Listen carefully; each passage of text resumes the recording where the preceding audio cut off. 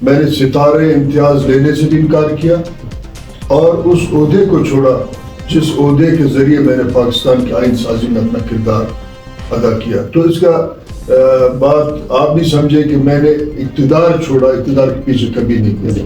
میں ایک بددیانت حکومت سے ایک دیانتدار اپوزیشن کو ترجیح دیتا ہوں.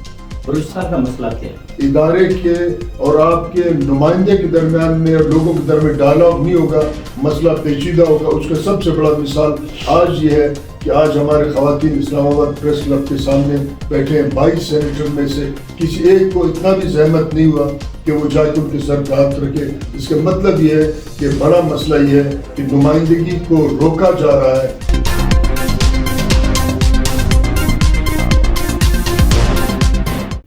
ناظرین، قیوم بیدار لنگوس ٹی وی کے ساتھ آپ کی خدمت میں حاضر.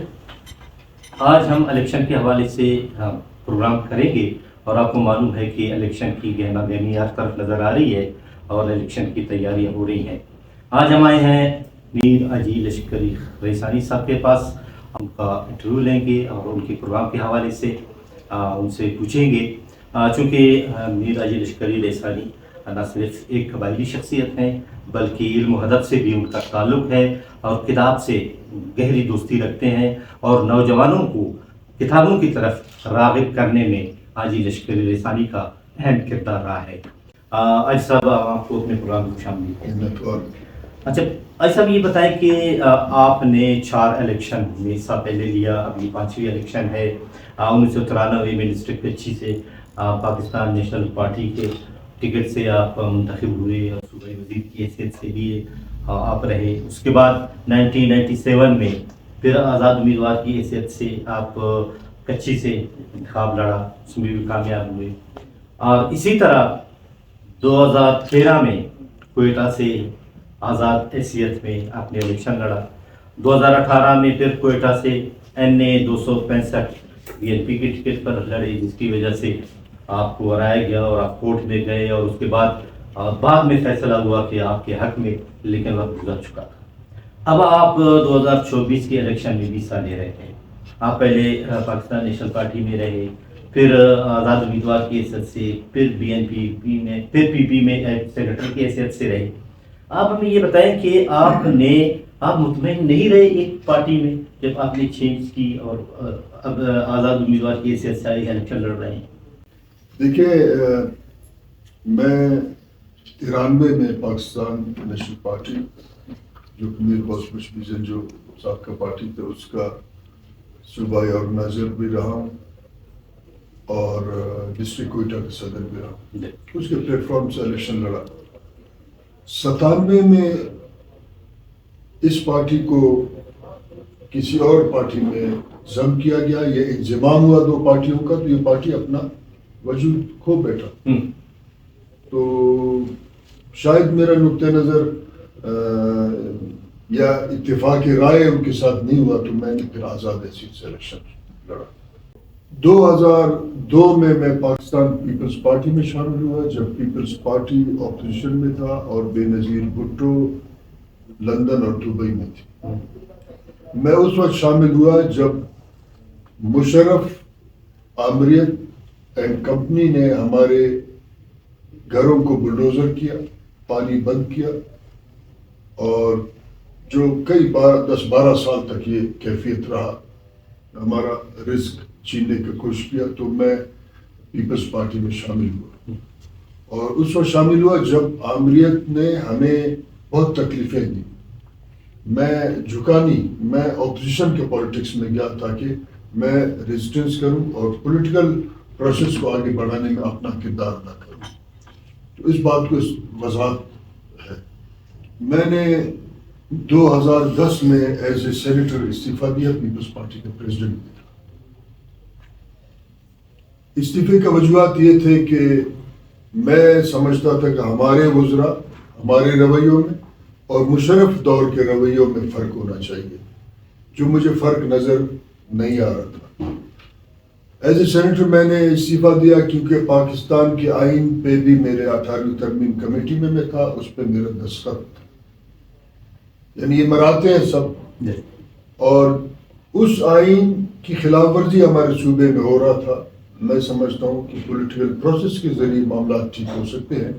میں نے ستارے امتیاز لینے سے بھی انکار کیا اور اس عہدے کو چھوڑا جس عہدے کے ذریعے میں نے پاکستان کے آئین سازی میں اپنا کردار ادا کیا. تو اس کا بات آپ بھی سمجھے کہ میں نے اقتدار چھوڑا، اقتدار کے پیچھے کبھی نہیں گیا. بلوچستان نیشنل پارٹی میں ہم شامل ہوئے تو اس وقت مکمل زیر اطاعت تھا اور اس کے قائد نے جب میرا شمولیت کا تقریب تھا اپنے تقریر میں کہا کہ ہم آج لشکری کے آنے سے خوف کا فضا ٹوٹ گیا ہے. یعنی میں ایک مزاحمتی پالیٹکس کرتا ہوں اور میں نے اس وقت شمولیت کی جب لوگ شاید خوفزدہ تھے. 2018 کے الیکشن میں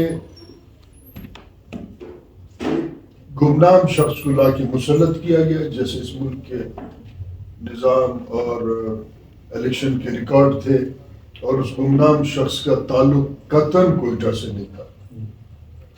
مگر پی ڈی ایم نے جس کا حصہ میں بھی تھا کبھی اس بات پہ میرا ساتھ نہیں دیا. میں اکیلا اپنے ووٹر کے، اپنے صوبے کے، اپنی سیاسی آواز کے لیے اکیلا عدالتوں میں بھٹکتا رہا اور ٹریبونل نے یہ فیصلہ کیا ری الیکشن ہو. الیکشن کمیشن اور حکومت نے ری الیکشن نہیں کرایا بلکہ وہ شخص جس کو مسلط کیا گیا تھا کوئٹہ پہ اس نے جا کے ایک پیشی میں اسٹے لیا اور وہ آخر آج تک وہ اسٹے چل رہا ہے. مگر اس میں کمپرومائز پی ڈی ایم کے لوگوں نے کی اور اس میں ایک وکیل ہے جمیعت علماء اسلام کا کامران مرتضیٰ، وہ میرا مخالف وکیل تھا. یعنی مجھے سمجھ نہیں آ رہا، ایک طرف سے پی ٹی آئی کو گرانے کا بات کر رہے تھے، دوسری طرف ان کا سینیٹر پی ٹی آئی کا وکالت کر رہا تھا. یعنی بائی پروفیشن وکیل ہو تو ٹھیک ہے، اسے اعتراض نہیں ہے، مگر ایک پولیٹیکل وکیل جو ایک پارٹی کا سینیٹر ہے وہ وکالت کر رہا تھا. اندازہ ہوا کہ ہمارے پارٹی جس میں تھا اس نے کوشش یہ کی کہ میں پارلیمنٹ سے باہر رہوں. مجھے اعتراض نہیں، میں ریزسٹنس پالیٹکس کا عادی ہوں.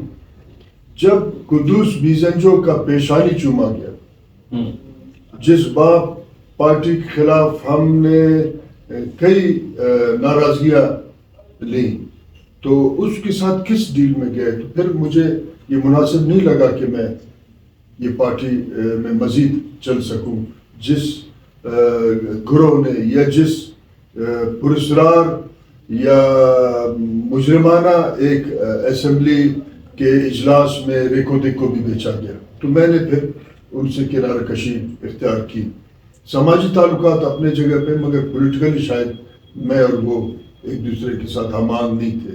درمیان میں بہت سارے معتبر لوگ آئے میرے ساتھ، تمام پولیٹیکل پارٹیز، حتیٰ کہ میرے اس دفتر میں خود مولانا فضل الرحمان صاحب بھی آئے. شاید پولیٹیکل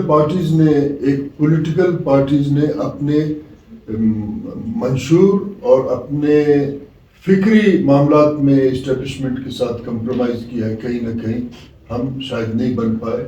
شہباز شریف صاحب تشریف لائے، سردار ریاض صادق صاحب تشریف لائے اور بھی اتنے بڑے جو سیاسی لوگ ہیں، مگر ہمارا جو کور کمیٹی ہے اس نے یہ فیصلہ کیا کہ ہم شاید اس کمپرومائز کے پالیٹکس میں ان کے ساتھ نہیں چل سکے. تو پھر ہم نے سوچا کہ پارلیمانی سیاست تو کرنا ہے، کیونکہ دنیا میں جن ممالک نے ترقی کی ہے، جو ممالک باقیوں پہ آگے ہیں، وہ پارلیمانی شعوری پالیٹکس کی وجہ سے، جہاں سینکڑوں لوگ مل بیٹھ کے ایک نتیجہ نکالتے ہیں، مسائل کا حل نکالتے ہیں، بحرانوں کا حل نکالتے ہیں، پالیسیز بناتے ہیں. تو پھر ہم اسی پالیٹکس میں ہیں جس کو پارلیمانی سیاسی عمل کہتے ہیں. اس کی ایک مثال میں آپ کو دوں. ایک اپارتھائیڈ نظام ساؤتھ افریقہ میں 100 سال سے زیادہ چلا اور اس اپارتھائیڈ نظام کو مغربی دنیا حمایت کرتا تھا.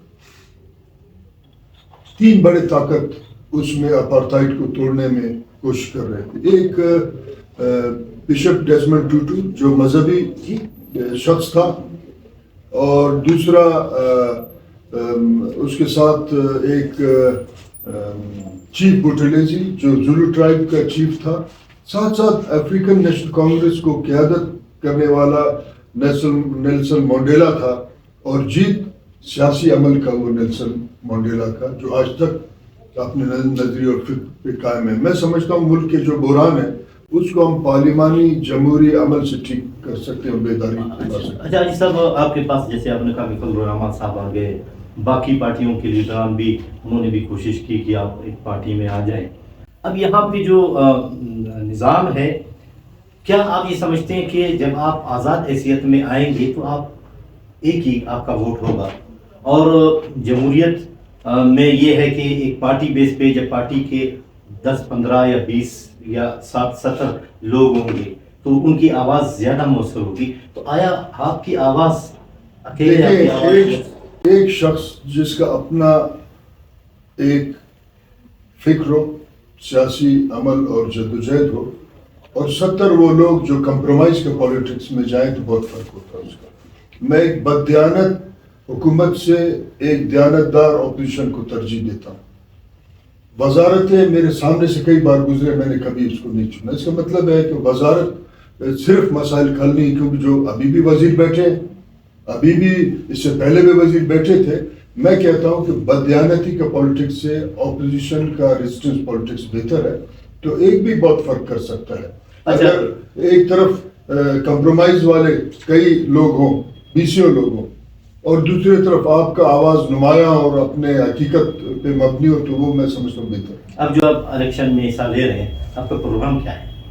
اب بات یہ کہ ہمارے صوبے کو, اس ملک کو چیلنجز کا سامنا ہے, بحرانوں کا سامنا ہے. ہمارے صوبے کو گوادر سے لے کر کوئے سلیمان تک مختلف علاقوں میں مختلف ایشوز کا سامنا ہے. مثلا ہمارا ساحلی پٹی پہ جو قبضہ گیری ہو رہا ہے اس کا اپنے لوگوں کو دفاع کرنا پڑے گا. ساحل میں جو بین الاقوامی ٹرالرز اور سندھ ساحل ٹرالرز لوٹ مار کر رہے ہیں, ان کے حوالے سے ایک پالیسی مرتب کرنا پڑے گا. ہمارے وسائل کا جو لوٹ مار ہو رہا ہے اس کو روکنے کا کوشش کریں گے. نوجوانوں کے تعلیم, ابھی بھی ہم نے پچھلے سال 2500 اسٹوڈنٹس کے اسکالرشپ کا بندوبست کی اور پرائم منسٹر سے ملے. حالانکہ پارلیمنٹ میں کا حصہ میں نہیں تھا, آئندہ نسل کا جنگ ہوگا. ساتھ ساتھ کوئٹہ کو بہت بڑے بحران کا سامنا ہے. کوئٹہ میں پانی کا ایشو ہے, کوئٹہ میں ڈرگز کے ایشو ہیں, کوئٹہ کے نوجوانوں کو بے روزگاری کا سامنا ہے, کوئٹہ کے لوگوں کو ایک حوالے سے آپ دیکھیں کہ وہ عدم تحفظ کا شکار, یہاں بہت بڑے بڑے واقعات ہوئے. یہاں انسانی حقوق کی پامالی ہو رہی ہے, اس کے حوالے سے آپ دیکھیں. ابھی بھی میں تھوڑی دیر پہلے میں دیکھ رہا تھا کہ سپریم کورٹ لائیو جب چل رہا تھا تو وہاں کہہ رہے تھے کہ چیئرمین سینٹ کئی جو بلز آتے ہیں اپروو ہو کے قومی اسمبلی سے, ان کو چھپاتا ہے. یہ ایک بہت بڑے سیاسی بددیانتی ہے. اس تمام معاملات کو ہم بہتری کی طرف لے جانے کے لیے اپنا کردار ادا کریں گے, اور مجھے یقین ہے ہم انفرادی طور پہ بھی اپنے صوبے کا بہتر خدمت کر سکتے ہیں. اس کے علاوہ کئی لوگ یہاں سے منتخب ہو کے گئے, ان کا آخری پھر ٹارگٹ وزارت ہوتا ہے, وزارت کے بعد پھر گم ہو جاتے ہیں.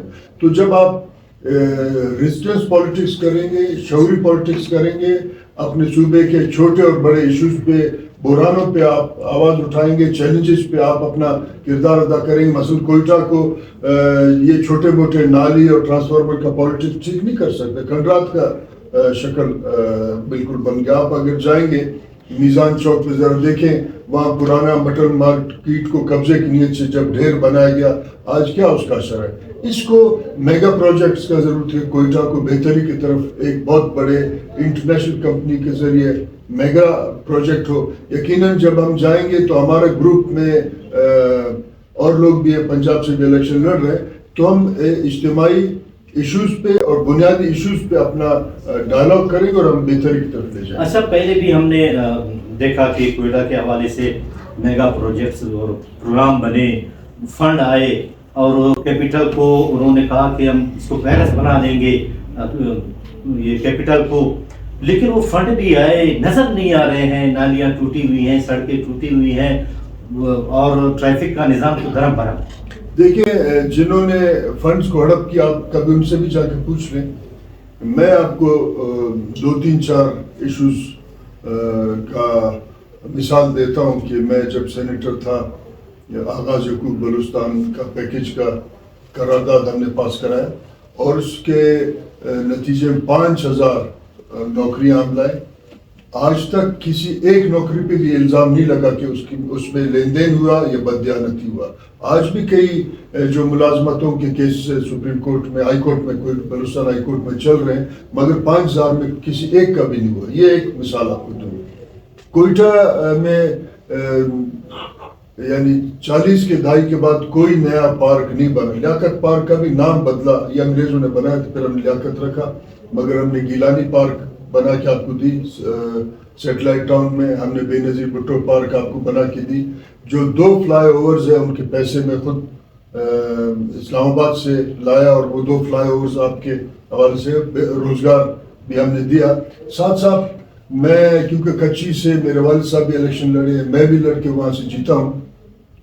کچی میں جس کو ناڑی علاقہ کہتے ہیں جہاں دریا ناڑی بہتا ہے, وہاں دریا ناڑی 70 سے 80 ہزار کیوسک بھی اس میں سیلاب آتا ہے. وہاں ہم نے 2010 میں 6 ارب روپے کے کام کرائے. اگر آپ اس وقت یعنی اس پیسے کا ڈالر سے اندازہ لگائیں تو اس وقت 50 روپے میں ڈالر تھا, اس وقت 280 میں ہے. تو اس وقت 45 ارب کا کام ہو چکا اور اس وقت لاکھوں ایکڑ آباد ہے. آپ اندازہ لگائیں جہاں لاکھوں ایکڑ آباد ہے کتنے بے روزگاری ادھر ختم کی.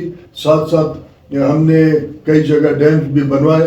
تو جنہوں نے پیسے کو یا سیلاب پیکیج کو ہڑپ کیا اس سے تو آپ کبھی جا کے پوچھ لیے پیسے کہاں گئے, مگر ایسا کوئی بات نہیں کہ جنہوں نے کہا کہ ہم کوئٹہ کو پیرس بنائیں گے. پیرس والوں کو تو خود چاہیے کہ وہ بتائیں کہ کوئٹہ بنا ہے, مگر ہمارے جو ذہن میں ایک پروگرام ہے کہ ہم ایک میگا پروجیکٹ کے تحت جس میں انفرادی دخل اندازی نہ ہو, باقاعدہ ایک بین الاقوامی کمپنی کے ذریعے کوئٹہ کو پھر سے ہم ری ڈیزائن کریں, اس پروجیکٹ کو لائیں اور کوئٹہ کو بہتری کی طرف لے جائیں. بلوچستان کا مسئلہ کیا ہے؟ 1940 میں ایک قرارداد ہوا تھا. 1940 کا قرارداد نے کہا کہ جو قومی اکائی ہے وہ ایک فیڈریشن بنے گا, وہ فیڈریٹنگ یونٹ ہے, صوبے نہیں. صوبے تو انتظامی امور کو کہتے ہیں یا قومی ایشو ہے. یہاں نیشنل کوسچن ہے, اس پہ بات ہو. پھر 1973 کے جو آئین کو جنرل ضیاء الحق نے توڑا 2018 میں اس کو پھر بحال کیا گیا. اس پہ منون عمل درآمد کرنا چاہیے تھا. اگر بلوچستان کے ان تمام ایشوز پہ نظر اندازی کا وہ کر کے اور طاقت کے ذریعے اس کو سوچیں گے تو 70 سال میں حل نہیں ہو, طاقت کے ذریعے آئندہ بھی نہیں ہوگا. بلوچستان کا مسئلہ یہ ہے کہ اس کو باقی صوبوں کے برابری کے نظر سے اس کو دیکھیں. یہاں کے ووٹر, یہاں کے لوگوں کو یہ اختیار ہو کہ وہ اپنے قومی نمائندوں کا چناؤ کریں. بڑا مسئلہ یہ کہ جب آپ کے ادارے کے اور آپ کے نمائندے کے درمیان میں اور لوگوں کے درمیان ڈائلاگ نہیں ہوگا, مسئلہ پیچیدہ ہوگا. اس کا سب سے بڑا مثال آج یہ ہے کہ آج ہمارے خواتین اسلام آباد پریس کلب کے سامنے بیٹھے ہیں. 22 سینیٹر میں سے کسی ایک کو اتنا بھی زحمت نہیں ہوا کہ وہ جا کے ان کے سر پہ ہاتھ رکھے. اس کا مطلب یہ ہے کہ بڑا مسئلہ یہ ہے کہ نمائندگی کو روکا جا رہا ہے اور بلوچستان کے ایشوز پہ کوشش یہ کیا جا رہا ہے کہ ادارے اس پہ پردہ ڈالیں تاکہ دنیا کو پتہ نہ چلے. مگر یہ ایشو اتنا بین الاقوامی صورت اختیار کیا گیا ہے اس کو چھپایا نہیں جا سکتا ہے.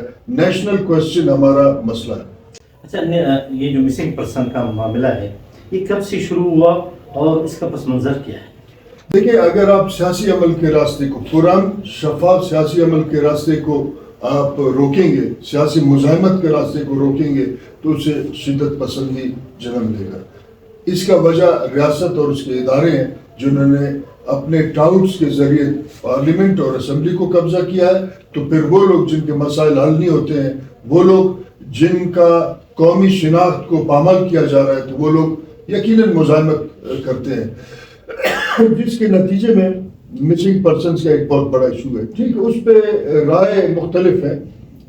2 ایسے قوتیں ہیں جو شاید اسی مسنگ پرسنز کے جینیئن ایشو سے فائدہ اٹھا رہے ہیں. ایک تو اس کو واویلا کر کے اٹھا رہے ہیں, دوسرا اس کا مذمت کر کے فائدہ اٹھا رہے ہیں. مگر میں سمجھتا ہوں یہ جینیئن ایشو ہے. اس پہ بین الاقوامی اداروں کی بھی رپورٹس ہیں. اب اس کو ریاست کو چاہیے سنجیدگی سے ختم کرے. आवाज़ उठाने से या मजम्मत या रॉ फंडेड के इंतजामात से ठीक नहीं होगा।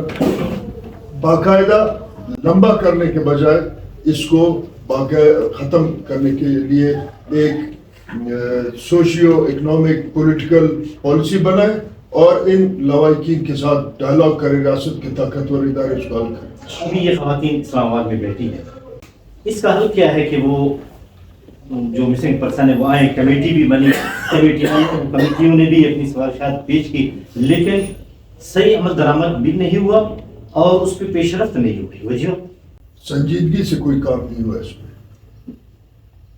और जो ताकतवर इदारे हैं उनको चाहिए कि संजीदा हो। पार्लियामेंट क्योंकि ऐसे सियासी जो है टाउट्स के जरिए भर दिया गया है, वो उनका जो है पार्लियामेंट में जाने का सिर्फ ये है कि वो खामोश रहते हैं इन मामलात पे। अगर पार्लियामेंट पॉलिसी बनाए आज़ादाना तो मैं समझता हूँ इदारे, खुफिया इदारे और पार्लियामेंट बैठ के इसका हल तलाश कर सकते हैं।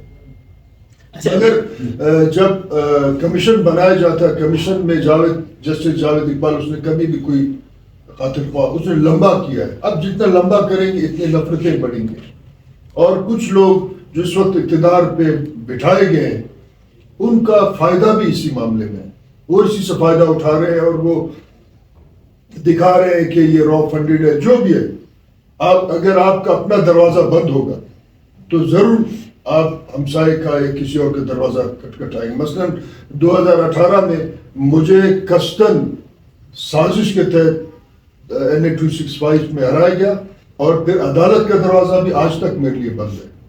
मैं तो एक सियासी अमल का पैदावार हूँ और मैं समझता हूँ कि शायद सियासी अमल के ज़रिए मामला ठीक हो, मगर जो शिद्दत पसंदी है वो भी दरवाजे बंद होने की वजह से ये है। इनको चाहिए पाकिस्तान के इदारों को, पार्लियामेंट्स की कमेटी को, सुप्रीम कोर्ट को, कि इन मामलात को देखें और उसके लिए बाज़ाब्ता तलाश करें। अब इसके लिए बहुत सारे रास्ते हैं। इसके लिए हमारे समाजी तरीका है जिसको हम जिरगा कहते हैं, इसमें यह भी हो सकता है कि जो लोग मारे गए रियासत उनका खून बहा दे और उनके साथ बातचीत करे, उनकी खवातीन, जो ताकतवर इदारे जिनसे एतराज़ है हमारे लोगों को, बलूचिस्तान की अक्सरियत को, वो खुद जाके चल के जाए इन औरतों बच्चों, उनको क्या खौफ है। तो जब अपने आप को और लोगों में फासला पैदा करते हैं तो इसमें पेचीदगी और ज़्यादा आएगा। अच्छा, जो मुज़ाहमती तहरीक है या नौजवान पहाड़ों पे हैं या मुल्क से बाहर हैं, उनको इस फ्रेमवर्क में किस तरह लाया जा सकता है? देखिए, बात यह कि जब तक आप socio economic constitutional historical therapy नहीं देंगे बलूचिस्तान को, कोई आप इत्मीनान नहीं करेगा। पाकिस्तान की सियासी जो छोटा सा मुख्तसर सा 75 साल तारीख है, उसमें अगर आप देखें कि 1948 में आगा अब्दुल करीम को उतार के फिर उसको 20 साल का सज़ा दिया गया। छोटे बच्चे, खवातीन भी जेल में थे। नौरोज खान के इशू आपके सामने है। मेरे वालिद साहब के खिलाफ 1983 में जाली केसेस बनाए जनरल ज़ियाउल हक ने, फिर हम लोग नकल मकानी करके अफगानिस्तान चले गए, फिर जिरगे के ज़रिए उतार के उसको कत्ल कराया गया और कातिल का आज तक सरपरस्ती किया जाता। ऐसे कई वाक़यात आदम एतमाद का। अब सिर्फ रियासत के पास ये इख्तियार है कि वो अपने एतमाद के फ़िज़ा को किस तरीके से बलूचिस्तान के अवाम और फाटा के अवाम के साथ बहाल करेगा। फाटा में भी इसी किस्म की आवाज़ें उठ रही हैं। आज साहब, आपने और नवाब अजहर खान रईसानी साहब ने भी, खासकर हमारे बलूचिस्तान में जो कबायली झगड़े हैं, जो जिनमें हज़ारों लोग कत्ल हो चुके हैं, मारे गए हैं, इसके लिए उन्होंने कोशिशें भी की, जगह भी बुलाए, लेकिन वो मसला भी झुका तू है और बाकी कबाइल में भी वही खूनरेज़ी हो रही है। इसके तदारुक के लिए क्या कि जहाँ रियासत किसी न किसी इशू में फरीक बनता है, वो तनाज़ा फिर कबायली रिवायत से हल नहीं होता। हमने रिवायत के पाबंदी करनी होगी, सब ने, जितने भी फरीक हैं, मगर जहाँ रिवायत को तोड़ा जाता है फिर वहाँ तनाज़ात हल नहीं होते। मसलन आपने जिसको कबायली तनाज़ा के ज़ाहिरन वो कबायली लगता है, मगर कहीं ना कहीं रियासत का उसमें हाथ होता है और एक फरीक का सरपरस्ती कर रहे होते हैं। इसीलिए फिर कबायली रहनुमा का वो असर ख़त्म हो जाता है, जहाँ रियासत के ताकतवर जो इदारे वो अपने असर को इस्तेमाल करते हैं, इसीलिए वो खूनरेज़ी ख़त्म नहीं होता है। मगर यहाँ अगर रियासती इदारे कहीं ना कहीं फरीक है, वो अपना उनका پالیسی ہے یہاں پاکستان میں اس قسم کا، مگر ہمیں اپنے خود جب تک قبائلی روایت پہ خود پابند نہیں بنانا ہوگا تو یہ معاملہ ٹھیک نہیں ہوگا۔ بہت بہت شکریہ میر اجی لشکری خان ریسانی صاحب کہ آپ نے بہت ہی اچھے انداز میں سوالات کے جوابات دیے۔ ناظرین، میر اجی لشکری خان ریسانی صاحب کی باتیں آپ نے سنی، اور ابھی 2024 کے الیکشن میں بھی انہوں نے آزاد امیدوار کی حیثیت سے حصہ لیا ہے۔ اللہ کرے کہ وہ اسمبلی میں آئیں اور بلوچستان کے لیے آواز اٹھائیں اور بلوچستان کا جو مسئلہ ہے وہ حل ہو۔ قیوم بیدار کو اجازت دیجیے، اللہ حافظ۔